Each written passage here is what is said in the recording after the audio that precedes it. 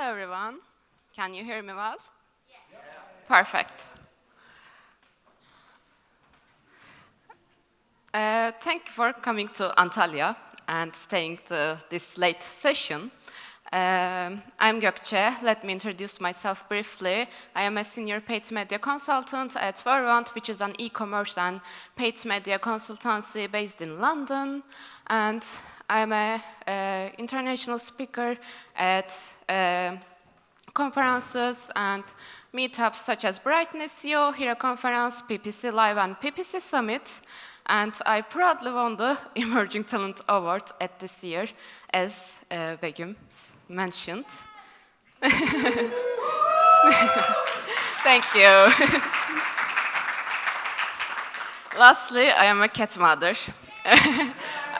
I have two beautiful cats, Büftek and Souffle. I wish to talk about them today, but we are going to talk about our Google Ads mistakes. So, I audit lots of Google Ads accounts, spending between 10,000 to 100,000 pounds a month, and keep seeing the same surface level of mistakes.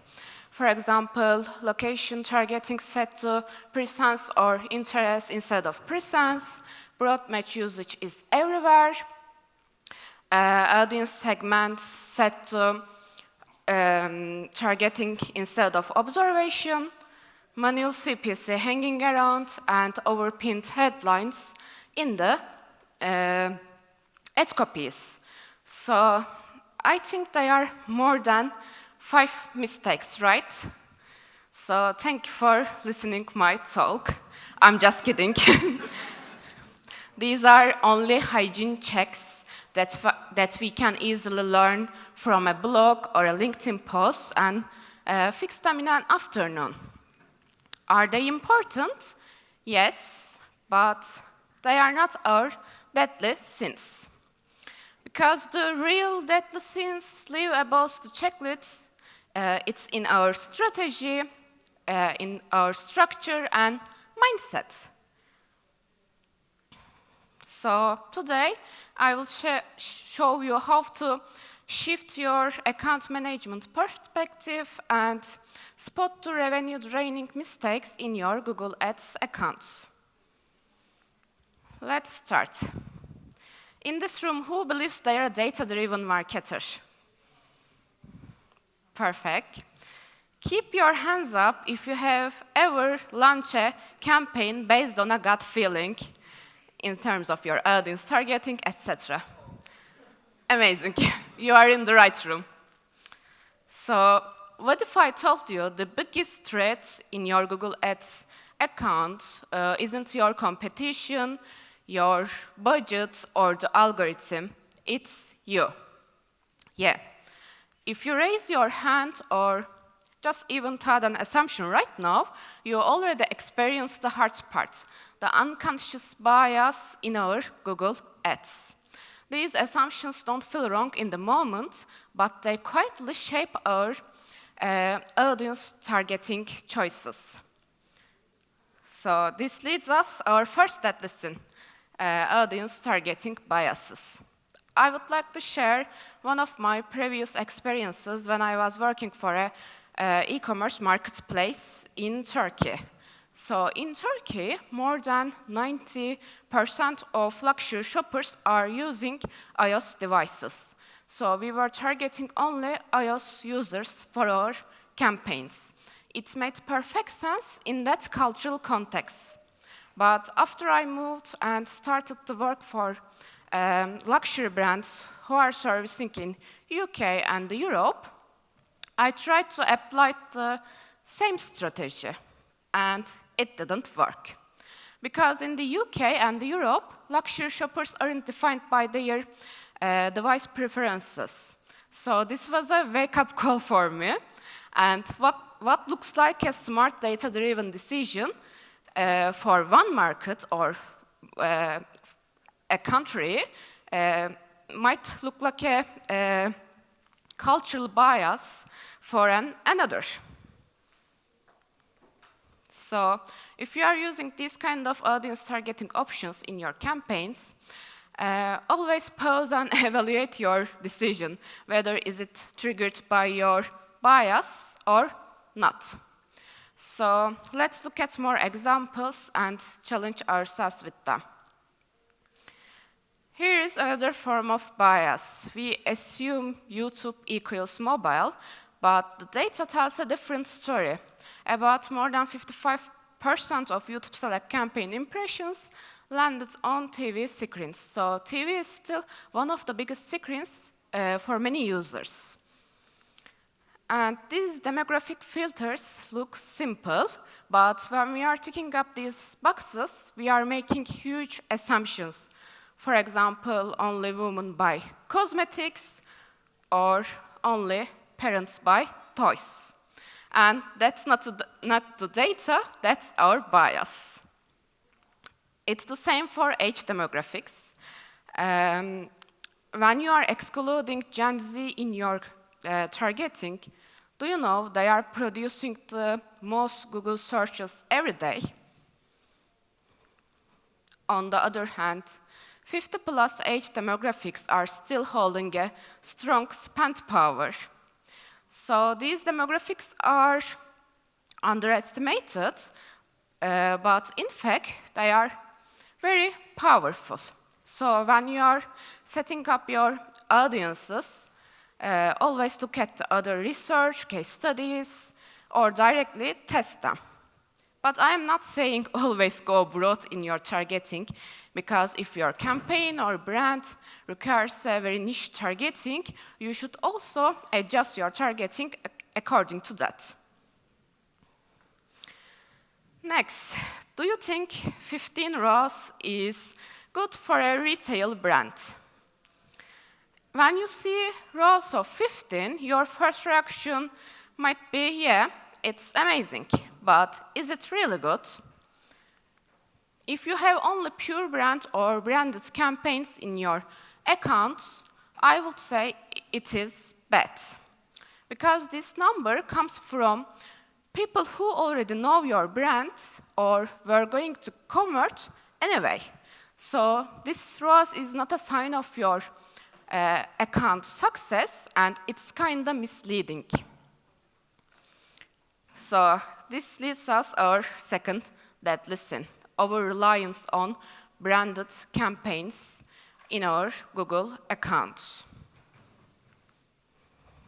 Branded campaigns look shiny and they deliver high ROAS, but in fact, they only bring the existing users without an incrementality. On the other hand, generic campaigns might look less efficient, but they acquire new users and drive account growth.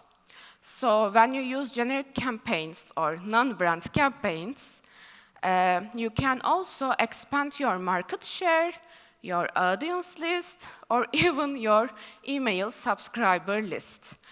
Most importantly, you can double your revenue and profit.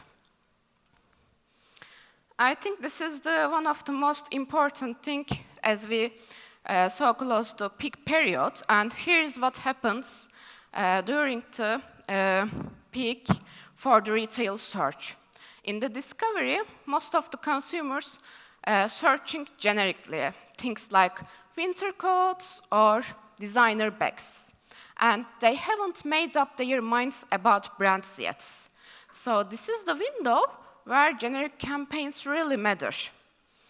And then in the big shopping moments like Black Friday, Christmas, or gifting, they already know what brand they want. So if you are focusing on the branded campaigns in your accounts, you're probably missing out to influencing the consumers during the discovery phase. So we need to shift our perspective and evaluate our accounts holistically. I will show you how can we do that.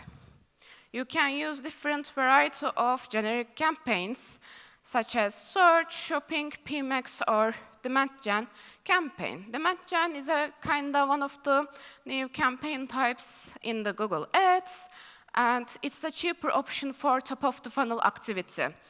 You can also increase your brand awareness while you are decreasing your overall account performance. And you can also use generic shopping or PMax campaigns. For your shopping structure, you can use your new customer magnet products or categories. Because if your previous new customers bought these items, your future new customers will probably buy them. Also, you can use your revenue driver or bestsellers products, as well as your seasonal products, instead of using all of your product sets. And for the PMax campaign, personally, I prefer to run this campaign with a new customer-only bidding setting.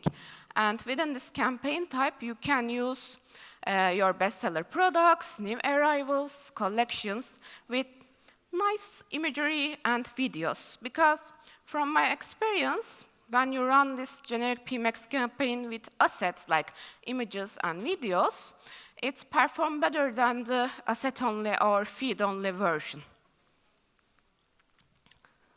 Now, let's look at our third deadly sin. It's not setting up incremental bidding strategies, and it's kind of related to our previous deadly sin.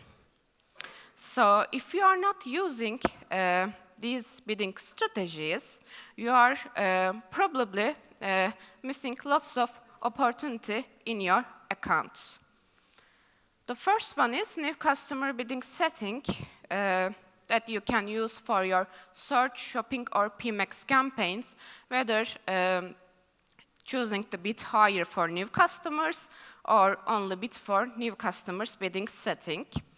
And you can easily upload your customer list data to your Google Ads audiences, and you can set up a value for your new customers.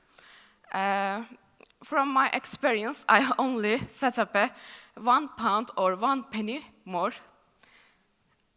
And here is one of my case studies I run with one of my fashion clients. We launched a generic PMax campaign with a bit higher for new customer setting, and as a result, about 50% of revenue came through by new customers, and we only pay £1 more for these new customers.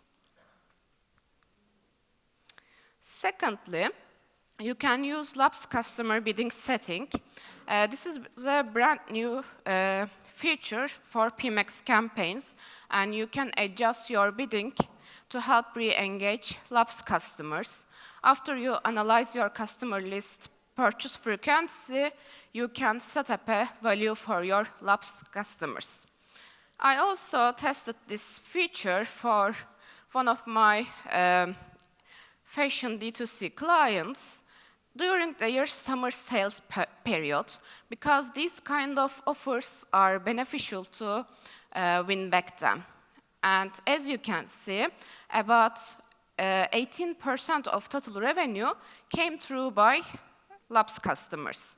Most importantly, they delivered the highest average order value when we compare with the other customer types like new customers or returning customers.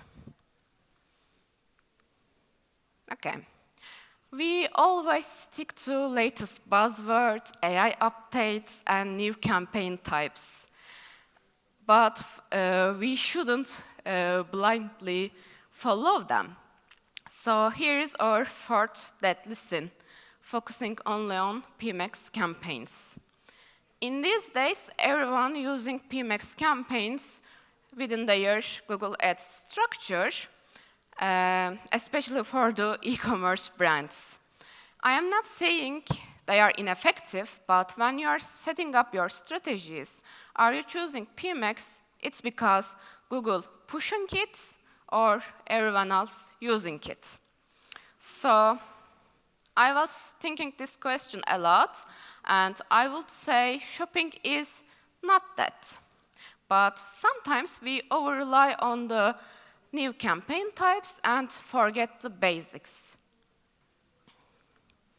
I also tested this for one of my luxury D2C clients during the year sale period, and we tested shopping versus PMax. As you can see, shopping won all of the metrics, but most importantly, GA4, we can see the shopping delivered the highest GA4 ROAS and lowest CPA.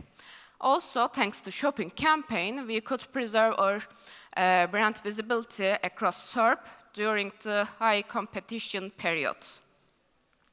Because PMax over-invest in display, YouTube, and search placements, and we couldn't adjust our investments across the placements. Also, you couldn't set a target ROAS in asset group level, so it's hard to control them. For most of the accounts, they don't have search term reports for their PMax campaigns yet. So this leads to lots of keyword cannibalization across campaigns. Lastly, when you use only PMax campaign, you have lower visibility across the SERP, rather than when you use search and shopping campaigns together. Okay, best practices are fundamentals for our Google Ads, and they are really good starting point. And but we shouldn't blindly follow them. This is our fifth and last deadly sin. It's relying solely on best practices. So here is Bianca's example. Instead of only following the best practices, such as 15 headlines for ad copies, she amended the headlines from 15 to 5 and pinned one of the brand name in headlines. And as you can see, as a result, we got higher CTR and conversions at lower costs. So always testing is better option rather than only sticking to best practices. And it's because one tactic works really well for one brand doesn't mean it will work for another brand. And we shouldn't follow the one-size-fits-all mindset. Okay, let's recap. Gut feeling is fine, but always data should decide. And you can also use Google Ads for your top-of-the-funnel activity, and you can build demand with generic search, shopping, PMax, or demand gen campaigns. And with using new customer or lapsed customer bidding settings, you can drive more incrementality within your accounts. And lastly, new campaigns and best practices are fine, but from my experience, we should always test them for our accounts. So I hope you leave today with your sins forgiven after this talk. Thank you for listening to my talk.